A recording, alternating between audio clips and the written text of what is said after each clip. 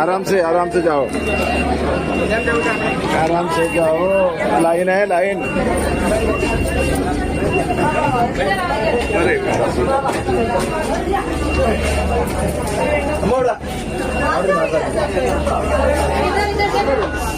Free ticket കണ്ടത് നമ്മുടെ bus യാത്രയാണ്. ബസ്സിൽ കയറി അത് AC ആണ്, ഫ്രീ ആണ്. ഈ ടിക്കറ്റിൽ നമുക്ക് ഉൾപ്പെടുന്നതാണ്.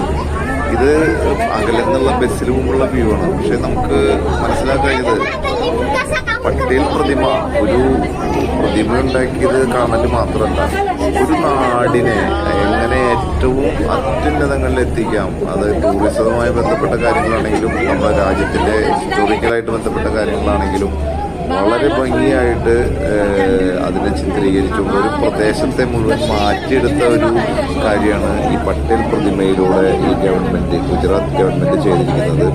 അത് മാത്രമല്ല, ഇതുമായി ബന്ധപ്പെട്ട് എത്രയോ ആളുകൾക്ക് ഈ പ്രദേശത്ത് വരുന്ന ഓട്ടോ ഡ്രൈവർമാർ, ടാക്സിക്കാർ, ഹോട്ടലുകാർ, അതേപോലെ തന്നെ ഇതുമായി ബന്ധപ്പെട്ട് ഇതിൽ സ്ഥാപനത്തിൽ പ്രവർത്തിക്കുന്ന ലാർസൺ ആൻഡ് ടർബോ ആണ് ഇതിൻ്റെ പ്രവർത്തനം ചെയ്തത്.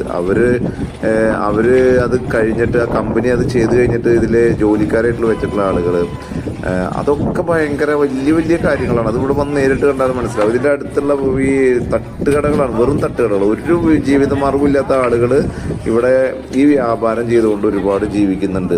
അതാണ് നമുക്ക് മറ്റൊരു പ്രത്യേകത. ഇതുമായി ബന്ധപ്പെട്ട് ഒരുപാട് കാര്യങ്ങളിൽ നിന്ന് പറഞ്ഞ ആളുകൾ, ഇവരൊക്കെ ഈ സ്ഥലം കാണാനും ഇതെന്താണെന്ന് മനസ്സിലാക്കുന്നതാണ്. ഇതിന്റെ ഉള്ളിലുള്ള സെക്യൂരിറ്റി എന്ന് പറഞ്ഞാൽ ഹൈടെക് സെക്യൂരിറ്റിയാണ്. ഏറ്റവും മികച്ച സെക്യൂരിറ്റിയിലാണ് മാത്രമേ നമുക്ക് എയർപോർട്ടിലൊക്കെ കിട്ടുന്ന നമുക്ക് നമ്മളെ പരിശോധനകൾ നടത്തുന്ന പോലെയാണ് ഇതിന്റെ മുകളിലേക്കാണ്. കാരണം ഇത് ലോകാത്ഭുതങ്ങളിൽ ഒന്നാണ്. ഇതിന്റെ മുകളിൽ പോലെ പോകുമ്പോഴേക്കാനും മറ്റുള്ള കാര്യങ്ങൾ ചെയ്യാനായിട്ട് ഒരുപാട് ആളുകൾക്ക് ചിലപ്പോൾ തോന്നും. കാരണം ഇങ്ങനെയുള്ള നല്ല കാര്യങ്ങളെ എതിർക്കുന്ന ആളുകൾക്ക് എതിർക്കപ്പെടേണ്ടതായിട്ട് തോന്നും.